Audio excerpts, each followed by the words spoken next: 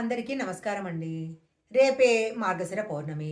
మార్గశిర పౌర్ణమి రోజు కొన్ని పరిహారాలు చేసినట్లయితే మీరు పట్టిందల్లా బంగారంగా మారిపోతుంది. ఈ మార్గశిర పౌర్ణమి రోజు ఏ పరిహారాలు చేయాలో ఇప్పుడు మనం ఈ వీడియోలో తెలుసుకుందాము. ముందుగా ఒక చిన్న రిక్వెస్ట్ అండి. మీరు గనక మా ఛానల్ మొదటిసారి చూస్తున్నట్లయితే వెంటనే సబ్స్క్రైబ్ చేసుకోండి. పక్కనే ఉన్న బెల్ ఐకాన్ని యాక్టివేషన్ చేసుకుంటే మేము పెట్టే వీడియోలన్నీ కూడా మీకు ముందుగానే నోటిఫికేషన్‌గా వస్తాయి. ఇక లేట్ చేయకుండా ఈ వీడియోలోకి వెళ్ళిపోదాము. మార్గశిర మాసంలో వచ్చే పౌర్ణమిని మార్గశిర పౌర్ణమి అంటారు. డిసెంబర్ 15వ తేదీన ఆదివారం రోజు పౌర్ణమి తిథి ఏర్పడింది. ఈ మార్గశిర మాసంలో వచ్చే పౌర్ణమికి చాలా విశిష్టమైన స్థానం ఉంది. 2024 సంవత్సరంలో ఇదే చివరి పౌర్ణమి. ఈ చివరి పౌర్ణమి రోజున చాలా శక్తివంతమైన రవి మృగ యోగం ఏర్పడుతుంది. ఈ యోగము అత్యంత శుభదాయకమైనది. పౌర్ణమితో కలిసి వచ్చిన ఈ రవి మృగ యోగం రోజున లక్ష్మీదేవిని పూజిస్తే అపారమైన సంపదలు చేకూరుతాయి. విపరీతమైన ధనలాభం కలుగుతుంది. పౌర్ణమి రోజున చేసే పూజలకు కొన్ని పరిహారాలకు ఎంతో శక్తి ఉంది. ఈ మార్గశిర పౌర్ణమి రోజు వైకుంఠంలో ఉన్న లక్ష్మీదేవి విష్ణుమూర్తితో సహా భూలోకానికి వస్తుంది. ఎవరైతే లక్ష్మీదేవిని భక్తి శ్రద్ధలతో పూజిస్తారో అలాంటి వారి ఇంట్లో లక్ష్మీదేవి తిష్ట వేసుకుని కూర్చుంటుంది. ఆదివారంతో కలిసొచ్చే పౌర్ణమి చాలా శక్తివంతమైనది. ఈ పౌర్ణమి రోజు ప్రతి ఒక్కరూ ఖచ్చితంగా ఇంట్లో లక్ష్మీ పూజ చేసుకోవాలి. ఇలా గనక చేసుకున్నట్లయితే లక్ష్మీ కటాక్షం తప్పకుండా కలుగుతుంది. డిసెంబర్ 15వ తేదీ మార్గశిర పౌర్ణమి రోజు ఉదయమే ఇంట్లో ఉన్న స్త్రీలు తెల్లవారుజామునే నిద్రలేచి ఇల్లంతా శుభ్రం చేసుకొని తలస్నానం చేసి ఇంట్లో పూజ చేసుకోవాలి. ఈ పౌర్ణమి రోజు ఇంటి గడపకు పసుపు రాసి కుంకుమ బొట్టు పెట్టుకోవాలి. అలాగే ప్రధాన ద్వారానికి మామిడాకుల తోరణాన్ని కట్టుకోవాలి. పౌర్ణమి రోజు ఏ స్త్రీ అయితే ఇంటి గడపకు పసుపు రాసి కుంకుమ బొట్లు పెడుతుందో అలాంటి స్త్రీలకు నిండు సౌభాగ్యం లభిస్తుంది.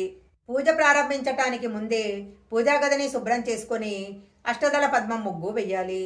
ముందుగా లక్ష్మీదేవి చిత్రపటాన్ని శుభ్రం చేసి లక్ష్మీదేవికి గంధపు బొట్టు పెట్టి 5 గులాబీ పూలను అలంకరించాలి. ఎర్ర గులాబీ మాలతో లక్ష్మీదేవి చిత్రపటాన్ని అలంకరించుకోవాలి. పూజలో నైవేద్యంగా లక్ష్మీదేవికి ఒక చిన్న బెల్లం ముక్కను నివేదించాలి. లక్ష్మీదేవికి పచ్చకర్పూరంతో హారతిచ్చి తర్వాత మీ కోరికను అమ్మవారికి విన్నవించుకోవాలి. ఉదయం పూజ చేసిన విధంగానే సాయంత్రం కూడా లక్ష్మీదేవికి పూజ చేయాలి. సాయంత్రం 6 గంటల సమయంలో ఇంటి ప్రధాన ద్వారానికి ముందు 2 దీపాలు వెలిగించాలి. మార్గశిర పౌర్ణమి రోజు తప్పనిసరిగా చంద్రుడిని చూడాలి. చంద్రుడిని చూసేటప్పుడు మనసులో ఏదైనా కోరికలు కోరుకుంటే ఖచ్చితంగా నెరవేరుతాయి. లక్ష్మీదేవికి చాలా ఇష్టమైనది కళ్ళుప్పు. ఈ మార్గశిర పౌర్ణమి రోజు కళ్ళుప్పు కనుక కొని ఇంటికి తెచ్చుకున్నట్లయితే ఉప్పుతో పాటు లక్ష్మీదేవి కూడా మీ ఇంట్లో ప్రవేశిస్తుంది. ఈ పౌర్ణమి రోజున ఒక ఎర్రటి వస్త్రంలో కొద్దిగా రాళ్ల ఉప్పు వేసి దానిని మూటలా కట్టి ఉప్పు మూటను ఇంటి గుమ్మానికి వేలాడదీయాలి. ఇలా చేస్తే ఇంటి మీద నరదృష్టి లేకుండా పోతుంది. ఇంట్లో ఉన్న దుష్టశక్తులు బయటికి వెళ్ళిపోతాయి. పౌర్ణమి రోజు లక్ష్మీదేవి ఇంట్లో ప్రవేశిస్తుంది అని చెప్తూ ఉంటారు. అందువలన రాత్రిపూట నిద్రపోవటానికి ముందు ఇంటి ముందు శుభ్రం చేసి అష్టదళ పద్మ ముగ్గు వేయాలి. ఇలా ముగ్గులు వేసి కడకళ్లాడుతున్న ఇంట్లోకి లక్ష్మీదేవి వెంటనే ప్రవేశిస్తుంది.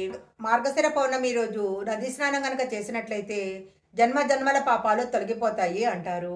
నదీ స్నానం చేయలేని వారు ఇంట్లో స్నానం చేసేటప్పుడు స్నానం చేసే నీటిలో కొద్దిగా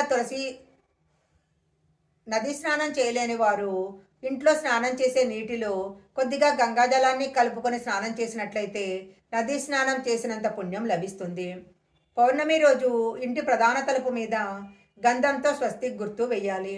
ఇలా చేసినట్లయితే లక్ష్మీదేవి ఇంట్లోకి ప్రవేశిస్తుంది. రాత్రి సమయంలో కర్పూరం మీద ఒక లవంగాన్ని పెట్టి కాల్చాలి. పౌర్ణమి రోజు ఇలా చేయటం వల్ల ఇంటి ఆదాయము రెట్టింపు అవుతుంది.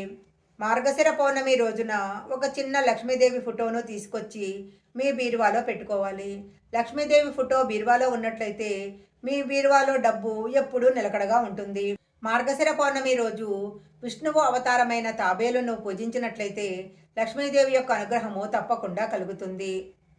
మార్గశిర పౌర్ణమి రోజు ఇంట్లో ఉన్న ఆడవాళ్ళు కంటతడి పెట్టకూడదు. ఇంట్లో ఎలాంటి గొడవలు లేకుండా ప్రశాంతంగా ఉన్నట్లయితే అలాంటి ప్రశాంతంగా ఉన్న ఇంట్లో లక్ష్మీదేవి ప్రవేశిస్తుంది. నరదిష్టితో బాధపడేవారు కాలికి గనక నల్లదారం కట్టుకున్నట్లయితే చాలా మంచిది. ఇంతకు ముందు మీ కాలికున్న నల్లదారం తీసేసి కొత్త నల్లదారానికి 9 ముడులు వేసి శనిగ్రహ స్తోత్రాన్ని కానీ గాయత్రి మంత్రాన్ని కానీ పఠిస్తూ కాలికి నల్లదారాన్ని కట్టుకోవాలి. పౌర్ణమి రోజు ఇల్లు పరిశుభ్రంగా ఉంచుకునేటట్టు చూసుకోవాలి. ఎందుకంటే పరిశుభ్రంగా ఉన్న ఇంట్లో లక్ష్మీదేవి ఎప్పుడూ కొలువై ఉంటుంది. పౌర్ణమి రోజు విష్ణు సహస్రనామాలు గాయత్రి మంత్రం గనక పఠించినట్లయితే ఆకస్మిక ధనప్రాప్తి కలుగుతుంది. ముఖ్యంగా పౌర్ణమి రోజు శ్రీ సత్యనారాయణ స్వామి వ్రత కథను విన్నట్లయితే మంచి ఫలితాలు వస్తాయి. మార్గశిర పౌర్ణమి రోజు నదీ స్నానాలు, దాన ధర్మాలు, పూజలు చేసేవారికి వారు చేసిన పూజకు రెట్టింపు పుణ్య ఫలితం లభిస్తుంది. ఈ వీడియో కనుక మీకు నచ్చినట్లయితే లైక్ చేయండి, షేర్ చేయండి. ఇలాంటి మరిన్ని వీడియోల కోసం మా ఛానల్ సబ్స్క్రైబ్ చేసుకోండి.